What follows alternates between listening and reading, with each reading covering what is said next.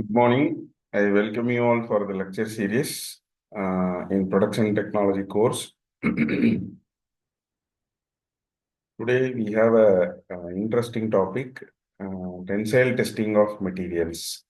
So this presentation provides an overview of tensile testing, its applications, and key considerations for achieving accurate and reliable results.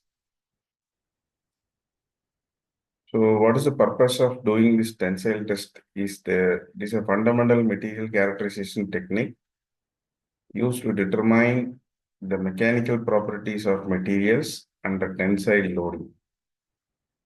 So it involves subjecting a specimen to a controlled tensile force while measuring the resulting elongation or deformation.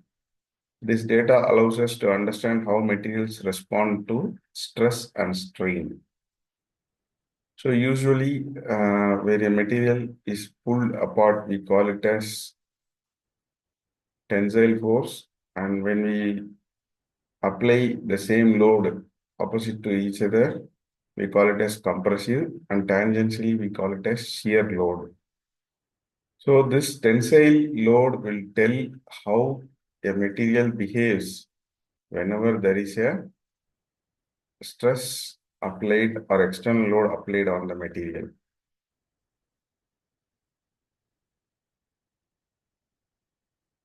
So we have ASTM standards and testing procedures for the same.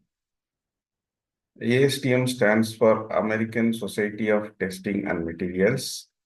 So we have three standards. One is E8, another one is D638, and a D882. So E8 standard outlines the standard test methods for tensile testing of metallic materials. D638 standard outlines the standard test methods for tensile testing properties of plastics.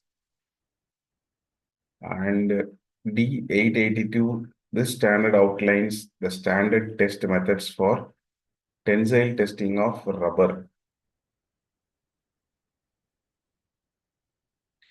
So specimen preparation and gripping. Accurate specimen dimensions and surface preparation are crucial for obtaining reliable results. Proper gripping techniques ensure that applied force is evenly distributed across the specimen. Gauge length. The gauge length is the region of the specimen where elongation is measured.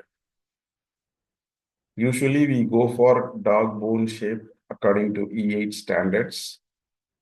We have an upper jaw and lower jaw to hold the workpiece, and in between those two jaws, we mark the gauge length and ensure the tensile loading is applied evenly along this gauge length.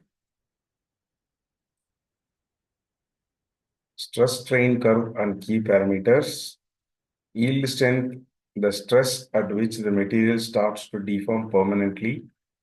Ultimate tensile strength is the maximum stress that the material can withstand before failure. Elongation and break, the amount of elongation at the point of fracture. Modulus of elasticity is the material stiffness or resistance to deformation. Factors affecting tensile properties. One is material composition. The type and arrangement of atoms and molecules in material greatly influence its tensile strength. Temperature. Elevated temperatures generally reduce the yield strength and ultimate tensile strength of materials. Strain ratio or the strain rate. Higher strain rate tends to increase the strength and stiffness of materials while reducing ductility. So what are the basic applications of tensile testing is material selection, quality control, research and development. Tensile testing helps engineers to choose materials best suited for specific applications. It also ensures that material meet the required specification and maintain consistency. It plays a vital role in material science, research and development for improving existing materials and developing new ones. So the conclusion and key takeaways are tensile testing is a crucial technique for understanding the mechanical behavior of materials. It enables informed material selection, quality control, and advancements in material science. By carefully considering the factors influencing tensile properties, we can optimize materials for their intended applications. I hope you understood what is the basics of tensile testing. We'll meet you in the next lecture series. Thank you.